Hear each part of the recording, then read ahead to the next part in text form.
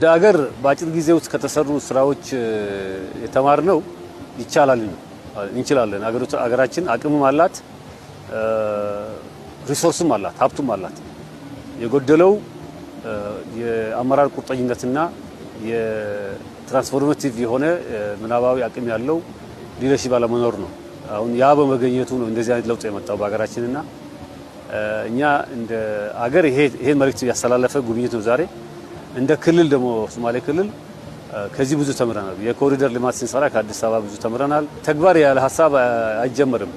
ሐሳብ ነው ወደ ተግባር የሚቀየረውና ሰሞኑን በነበረው ስልጠና ላይም ያየነው በተለይም በከተማ ልማት፣ በግብርና፣ በኢንዱስትሪ እና በቱሪዝም ኤሪያዎች ላይ ዘርፎች ላይ ያሉትን ኢሳቢዎች አይተናል። እነዛ ኢሳቢዎች መሬት ላይ እንዴት ተተረጎሙ የሚለውን ነው ስንወያይ የቆየነው።